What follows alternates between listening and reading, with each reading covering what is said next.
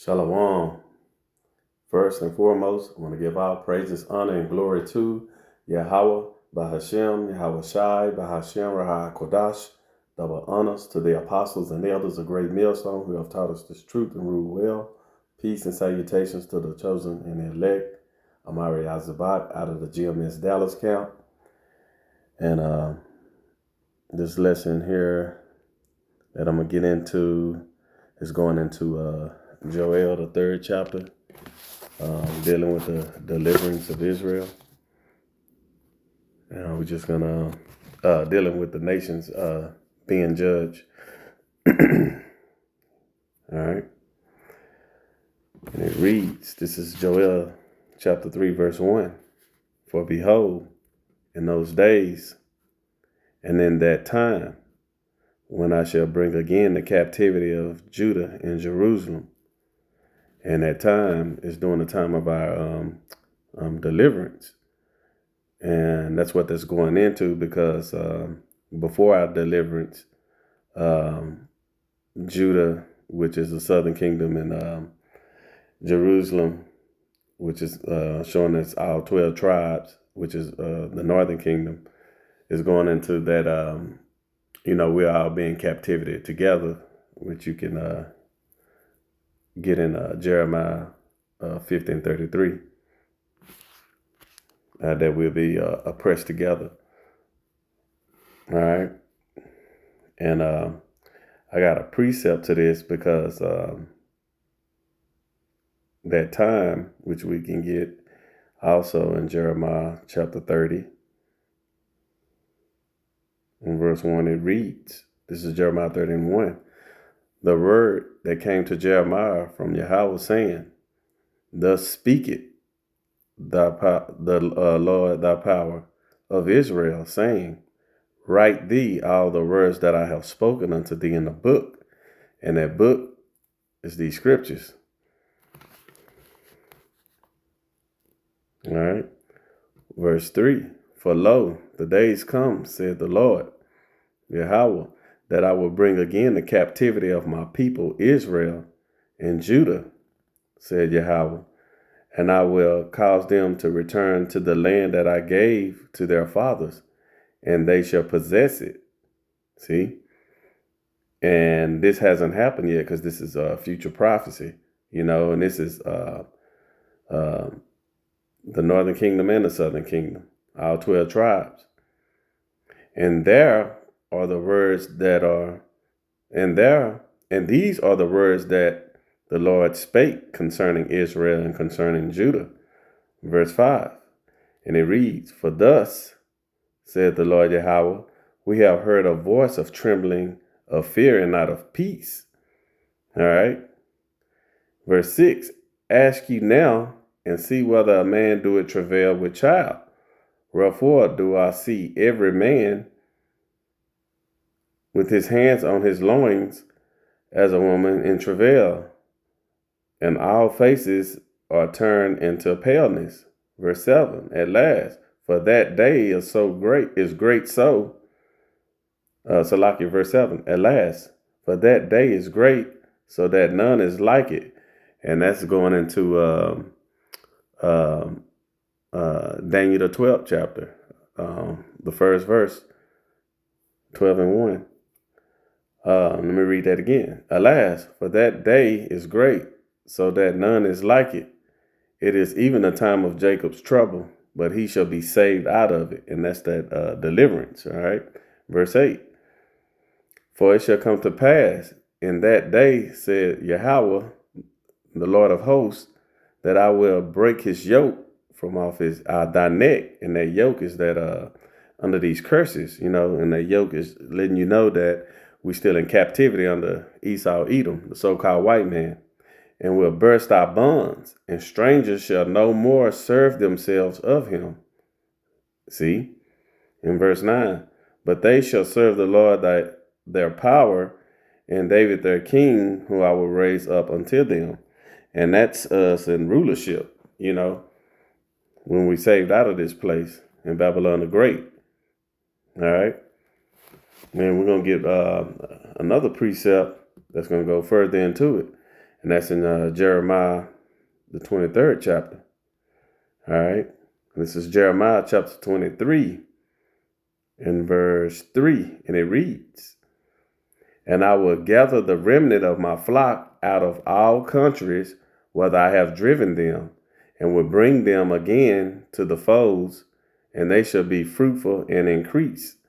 And see, Judah and Benjamin, where we oppressed together, is in Babylon the Great, which is the Americas. And we also scattered throughout the four corners of the earth, because we're scattered throughout the four corners of the earth amongst all nations. Okay. Verse 4, "And I will set up shepherds over them, which shall feed them, and they shall fear no more, nor be dismayed, neither shall they be lacking, said the Lord." Verse 5, "Behold, the days come, said the Lord, that I will raise unto David a righteous branch, and a king shall reign and prosper, and shall execute judgment and justice throughout the earth." And that king is YAHAWASHI, you know.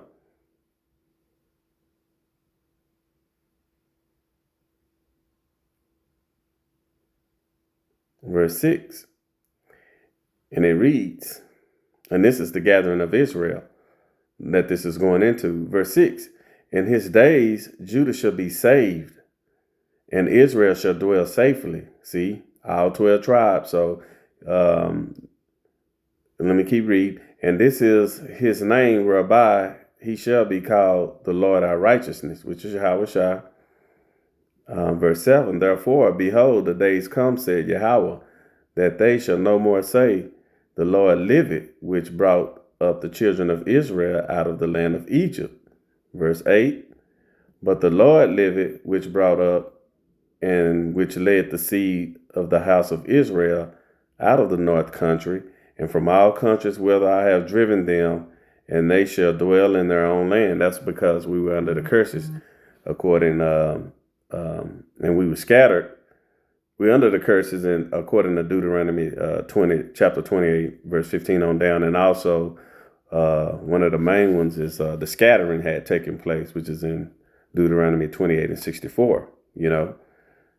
And that's what this is going into. That's why it says, I'm gonna read verse 8 again. "But the Lord liveth, which led the seed out of the house of Israel, out of the north country, which is America, and the other countries scattered throughout the four corners of the earth, whether I have driven them," and that's the scattering, "and they shall dwell in their own land."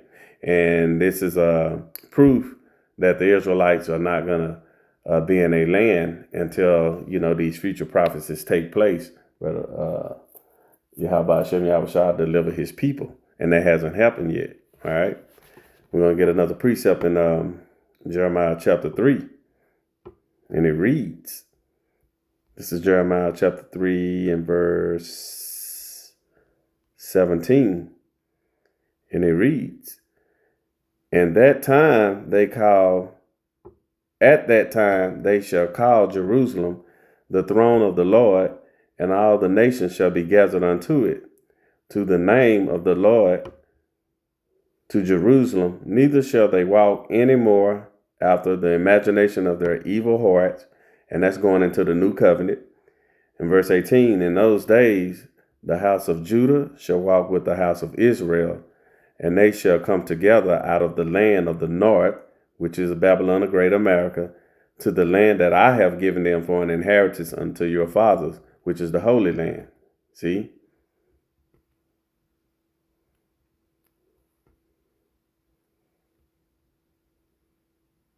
All right. Let's go back to Joel chapter 3. We're going to read verse 1 again. And it reads, "For behold, in those days, and in that time, when I shall bring again the captivity of Judah and Jerusalem." And that's right now during this time when we're going to be restored. And that's something that's going to happen. There's something that's going to take place in verse 2. And we're going to read that when we're being delivered, how we would know the times that we're in. All right. Verse 2, and it reads, I will also gather all nations and will bring them down into the valley of Jehoshaphat, which is YAHAWASHI, and will plead with them there for my people and for my heritage Israel, whom they have scattered among the nations and have parted my land. And we're going to deal with the first part where it says, and I will gather all nations. That's talking about Armageddon. We're going to get that precept here in Revelation 16. And it reads, and he gathered them together into a place called in Hebrew tongue Armageddon. See? And let's look up that word Armageddon. That word Armageddon. Strong's G 717. And it means the hill or city of Megiddo. Armageddon. All right. So this is that going back to Joel chapter 3.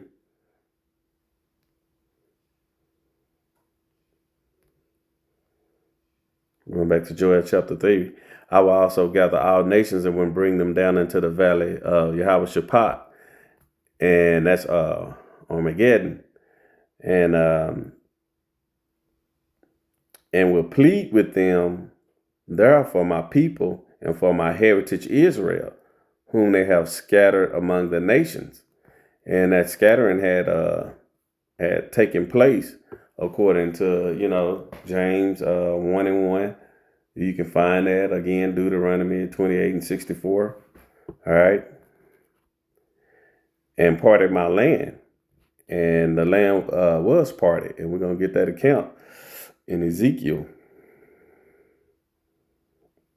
Let's get that in Ezekiel chapter 36, verse 5. And it reads, therefore, thus saith the Lord thy power, surely in the fire of my jealousy have I spoken against the residue of the heathen, and against all Idumea, which are the Edomites, which have appointed my land, into the possession with their joy of all their heart, with despiteful minds, to cast it out for a prey. See? So right now, the land has been parted by the heathens. And those are not the real people over there, because the scripture just told us this is why he's going to have, this is why all the nations being gathered, because he has he's going to, let's read that let me get that in Joel. He's going to plead for his people, for his heritage Israel, whom they have scattered among the nations. See, and parted his land. And he's talking about right now the heathens that's over there in the Holy Land right now.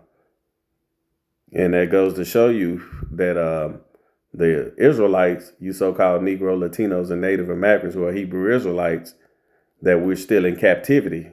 All right. We hadn't been taken home yet.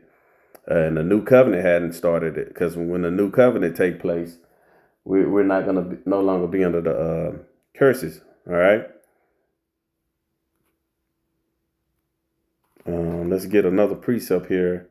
And what's that? Isaiah chapter 34 and verse 1. And it reads, it says, come near, ye nations, to hear, and hearken, ye people, and let the earth hear, and all that therein, the world, and all things that come forth of it. Verse 2, for the indignation of the Lord is upon all nations, and his fury upon all their armies. He had utterly destroyed them. He had delivered them to the slaughter. So this is, YAHAWASHI, getting ready to judge these armies and all nations, which we're reading about in Joel chapter 3, verse 2. So for parting his land, he's getting ready to plead with them. The deliverance about to get ready to take place. And let's read verse 3. And it reads, Joel chapter 3, verse 3. And they have cast lots for my people, and they have given the boy for an harlot, and so the girl for wine that they make drink. And this is had happened during the transatlantic slave trades and other trades, slave trades. Verse 4, and it reads, "Yea, and what have ye to do with me, O Tyre and Zidon, and all the coast of Palestine? Will ye render me a recompense? And if you recompense me, swiftly and speedily will I return your recompense on your own head." So they're going to get that judgment. And it goes to show you that, let's get this word Tyre. Let's go to the blue letter and get that word Tyre. What's that? Verse 4.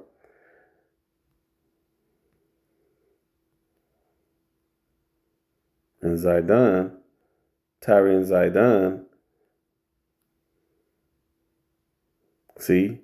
And it reads, Strong's definition, it's the Strong's H6721. Zidon, the name of a son of a Canaan, and a place of Palestine, meaning that the people that was in Canaan are Hamites. All right? And we're going to show you that these Hamites didn't sell other Hamites. Black people didn't sell black people into slavery. It was the Hamites sold the Israelites into slavery unto Esau, Edom, and we're going to prove that. All right. Let's read that again. "Yea, and what have you to do with me, O Tyre and Zidon, and the coast and all the coast of Palestine? Will you recompense me a recompense? And if you recompense me swiftly and speedily, will I turn your recompense upon your own head?" All right. Verse 5. "Because you have taken my silver and my gold, and have carried into your temples my goodly pleasant things." All right. And verse 6. "The children also of Judah and the children of Jerusalem have ye sold unto the Grecians, that you might remove them far from their borders." And let's go ahead and get that word Grecians. Okay, and this is a reason why people think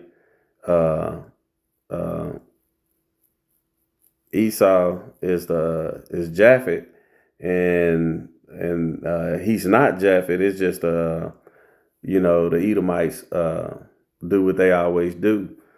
Go and conquer and colonize every place that they go and reside in, and we're gonna prove that. Let's go back to verse 6. Let's go back to verse 6, because we're going to read that again. And it reads that the children also of Judah and the children of Jerusalem have you sold unto the Grecians, that you might remove them far from their border. And we're going to get a precept going into that. Let's get that precept here in Amos chapter 1, verse 9. And it reads, "Thus saith the Lord, for 3 transgressions of Tyrus, and for 4, I will not turn away the punishment thereof, because they delivered up the whole captivity to Edom." See, they was delivered up to Edom. See, "and remember not the brotherly covenant." Verse 10, "But I will send a fire on the wall of Tyrus," see, "which shall devour the palaces thereof. Thus saith the Lord, for 3 transgressions of Edom, and for 4, I will not turn away the punishment thereof, because he did pursue his brother with the sword, and did cast off all pity, and his anger did tear perpetually, and he kept his wrath forever." See? Verse 12, "But I will send a fire upon Teman, which shall devour the places of Bozrah." And we understand that that's Bozrah is the capital city of Edom, known as Bozrah. which is Babylon the Great. All right. Verse 7. Let's go back to verse 7 in Joel. And it reads, Behold, I will raise them out of the place whether you have sold them, and will return your recompense upon your own head. All right. And we're going to have to deal with this for a little bit because there's a lot of meat in this one. It says, Behold, I will raise them out of the place whether you have sold them. And let's get that account. Let's get that account in Zechariah chapter 2. All right, verse 6. And it reads, Ho, ho, come forth and flee from the land of the north, which is America, said the Lord. For I have spread you abroad as the four winds of the heavens, said the Lord. Verse 7. Deliver thyself, O Zion, that dwellest with me, that dwellest with the daughter of Babylon. And we're going to get that account, who the daughter of Babylon is. For thus saith the Lord of hosts, after the glory had he sent me unto the nations, which spoiled you, for he that toucheth you toucheth the apple of his eye. Verse 9, For behold, I will shake my hand upon them, and they shall be a spoil to their servants. See? And ye shall know that I am the Lord of hosts had sent me. And you should know that the Lord of hosts had sent me. Now, we're going to get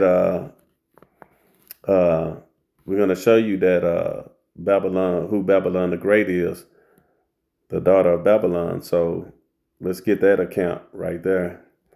We're going to grab that in, that's that Isaiah 47, verse 1. We're going to read.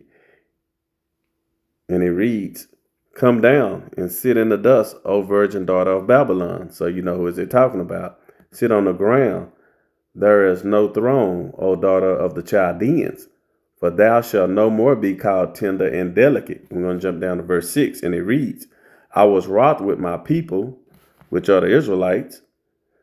I have polluted mine. I was wroth with my people. I have polluted mine inheritance, and will give them into thine hand. Thou didst show them no mercy upon the ancient. Thou hast very heavily laid thy yoke. And that's a key word, that yoke, because the only people who put the yoke on us was Esau, Edom. You know, that was who was ruling, which was the daughter of Babylon. And we got another precept that's going to prove that. All right. And this is in Psalms chapter 137. And grab that, 137 and 7. And it reads, Remember, O Lord, the children of Edom in the day of Jerusalem, who said, raise it, even to the foundation thereof. Verse 8, O daughter of Babylon, letting you know who that is. It's Esau, Edom, the so-called white man, who are to be destroyed. Happy shall he be that rewarded thee as thou hast served us. Happy shall he be that taketh and dasheth thy little ones against the stones. All right. So we know that is the daughter of Babylon, who is Esau, Edom, the so-called white man. All right. Let's get another precept. And it's that Micah chapter 4 and verse 10. And it reads, Be in pain and labor to bring forth, O daughter of Zion, like a woman in travail.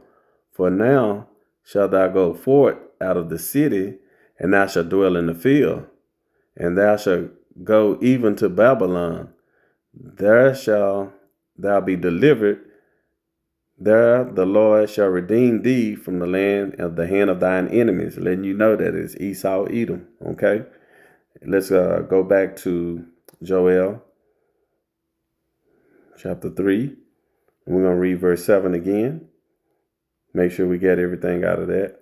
Behold, I will raise them out of the place whether you have sold them, and will return your recompense upon your own head. And that's going into Esau, Edom.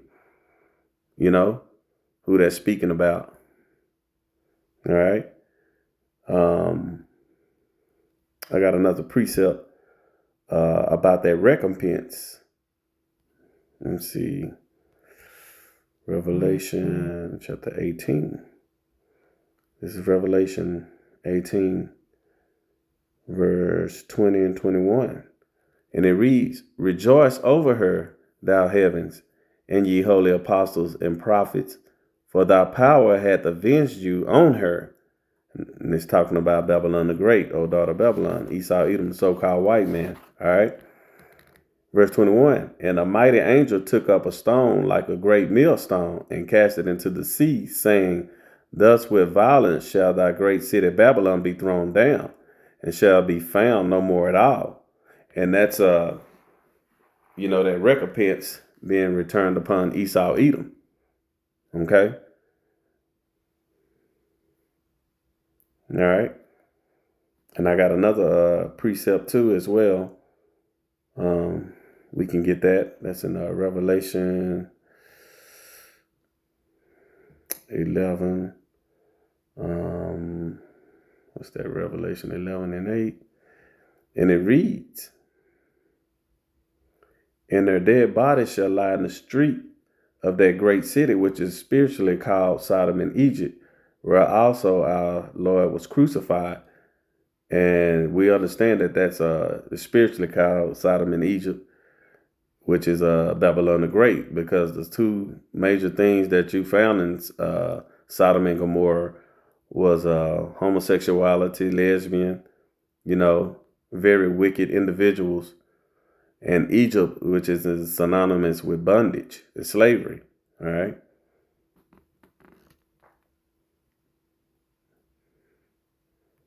Let's go ahead. Let's get this in verse 3.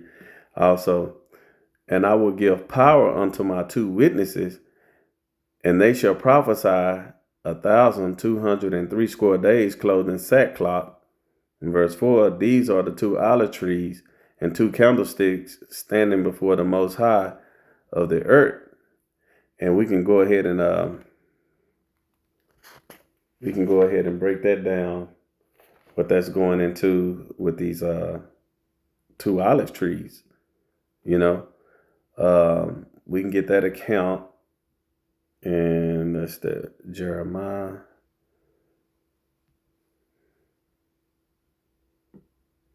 chapter 11, verse 13. And it reads,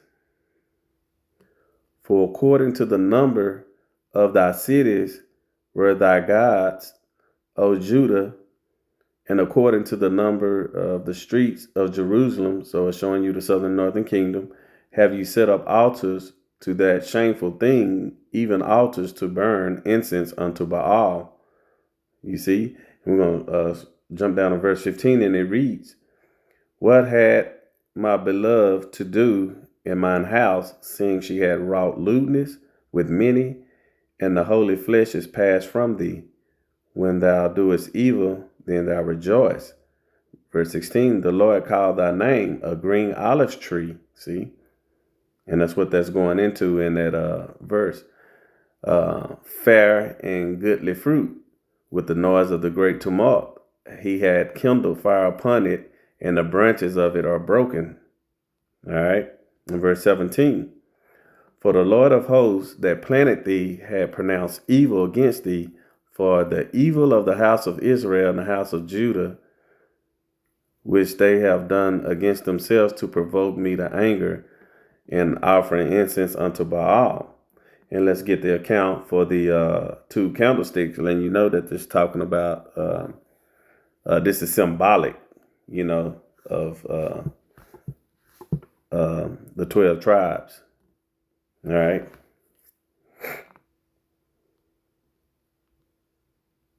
And let's get that.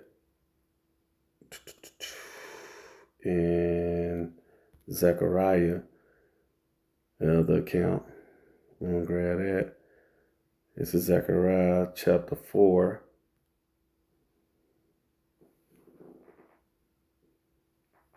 Verse 11. "Then answered I and said unto him, What are these two olive trees upon the right side of the candlestick? and upon the left side thereof.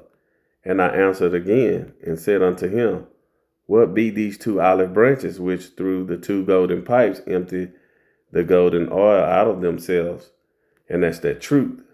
The author is wisdom, knowledge, and understanding, And we're going to get that account too, to let you know that's what that is, which is in Revelation. Let's grab that. 11 and 11. And after 3 days and a half, the spirit of life from the Most High entered into them. And what entered into them, that was the golden oil. See? And they stood upon their feet, and great fear fell upon them which saw them. And that great fear is everyone coming against this truth, dealing with the Christians, Esau, Edom, knowing that we woke up, every day we seeing scoffers coming against the truth, hating the Hebrew Israelites, Vocal Malone, all of that, Verse 12, and it reads, And they heard a great voice from heaven saying unto them, Come up hither. And they ascended up to a heaven in a cloud, and their enemies beheld them. And that's going into New Jerusalem, because that's the beginning of the new covenant, the second covenant, That's the chosen and elect right there that it's speaking about, So let's go back to Joel. Let's go to Joel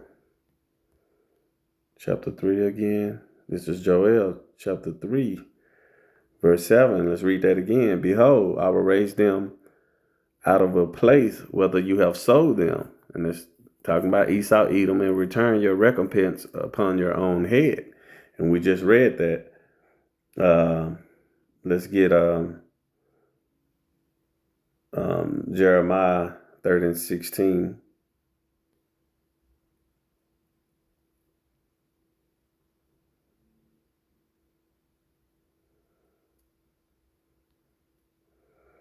Therefore, this is Jeremiah chapter 30, verse 16. Therefore, all they that devour thee shall be devoured, and all thine adversaries, every one of them, shall go into captivity, and they that spoil thee shall be a spoil, and all that prey upon thee will I give for a prey.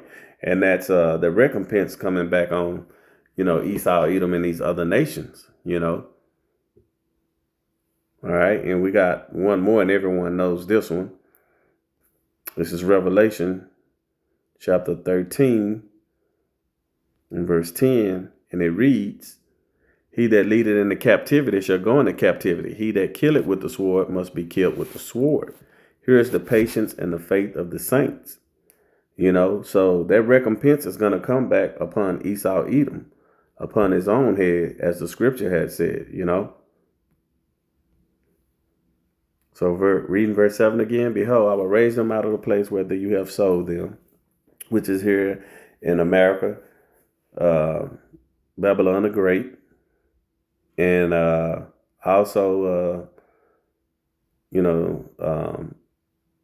throughout the 4 corners of the earth where we've been scattered amongst all the nations. And we'll return your recompense upon your own head, which we just read. The curse is going to be lifted off the Israelites because we're going to be delivered, Lord willing, we those men and the chosen and elect. And the curses will be upon our enemies, So, I'm going to end off right here and continue it on, another time. Lord willing, this lesson was edifying. And with that, I want to give all praises, honor, and glory to Yahawah, Bahashem, Yahawashi, Bahashem, Rahakodash. Double honors to the apostles and elders of Great Millstone who have taught us this truth and rule well. Peace and salutations to the chosen and elect. Shalom.